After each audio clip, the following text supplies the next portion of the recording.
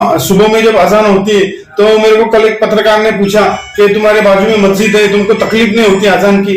मैं बोला अजान की वजह से हमको सुबह में उठने के लिए हमें एक आसानी हो जाती।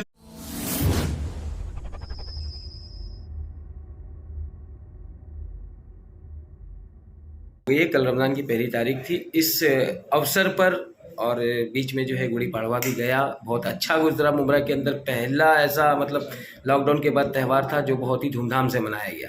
उसी तरह से जो रमज़ान अभी बाकी के जो 28 दिन हैं उसको लेकर के मुमरा की आवाम से और यहाँ के जो लोग भी हैं उनसे क्या मैसेज देंगे और किस तरह से उनको शुभकामनाएं देंगे। 2 तारीख को गुड़ी पड़वा था। गुड़ी पड़वा में ऐसा है कि मराठी साल, नया साल शुरू होता है। इस नए साल की मैं हमारे सभी मराठी बांधवों को और सभी मुस्लिम भाइयों को मुबारकबाद देता हूँ, हार्दिक शुभेच्छा देता हूँ। और वैसे ही हमारा रमज़ान स्टार्ट हुआ है। रमज़ान में सभी को अल्लाह ताला हिदायत दे, रोज़े रखने की, उसमें इबादत करने की, ये सब चीज़ों को।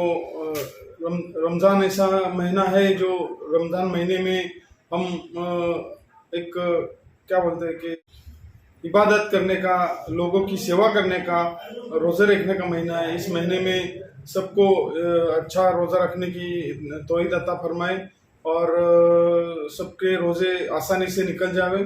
और फिर रमज़ान ख़त्म होने के बाद ईद आती है, उस ईद में सबको सारी खुशियाँ मिले, यही मैं कहता हूँ। और फिर से एक बार फिर रमज़ान को देखते हुए जो मुमरा की मार्केट है किस तरह से जो है आए दिन जो हॉकर्स के ऊपर जो है कार्रवाइयाँ हो रही। कल पहला रमज़ान था और कल भी जो है हॉकर्स की तरफ से कार्रवाई हुई। इन हॉकर्स को और इन टीएमसी के जो पदाधिकारी हैं जो आकर के कार्रवाई करते हैं उनको 1 महीने के लिए किस तरह की आप जो है मतलब चेतावनी देंगे कि रमज़ान में इस तरह का काम मालूम है क्या? अभी महापालिका ने वो हॉकर्स को दूसरी जगह किधर एडजस्ट करने का सोचा है और वो शायद हॉकर्स वाले में मेरे हिसाब से नहीं जा रहे। अभी क्या है कि महापालिका तो कार्रवाई करेगी, क्योंकि हॉकर्स रोड पे लगाएंगे अपना ठेला तो वहाँ पर ट्रैफिक जाम होगी तो हमारे लोगों को, हमारे मुमरा वासियों को तकलीफ होगी। फिर उसमें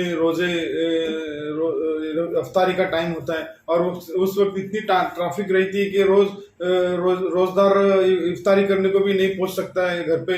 इसके लिए ये सब महापालिका को ध्यान में रखते हुए कार्रवाई करना पड़ रहा है। अभी महापालिका आज बात करेंगे कि वहाँ पर उन्होंने कहाँ पर एडजस्ट करने का कोशिश किया है, तो देखते हैं। और उसके बाद में सब हॉकर्स को वहाँ पर रिहेबिलिट करेंगे। दादा, अभी जो रमजान को लेकर, एक माइक को लेकर, भोंगे को लेकर राज साहब ने जो बयान दिया है उसका जवाब कल हमारे मंत्री साहब ने भी दिया, उस पर मुमरा का भी नाम लिया गया, तो उस पर क्या बोला जाएगा? क्या मालूम है क्या? ये देखो, ये इनको कुछ मालूम नहीं है कि क्या है क्या नहीं।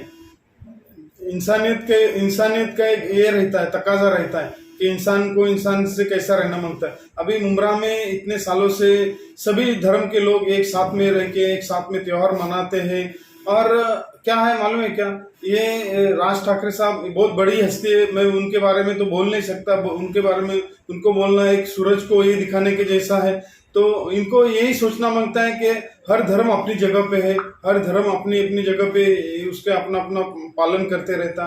और इस संविधान में हर धर्म को अपने अपने तरीके से पालन करने का एक अधिकार है और वो अपने अपने तरीके से वो अपना इबादत करना है।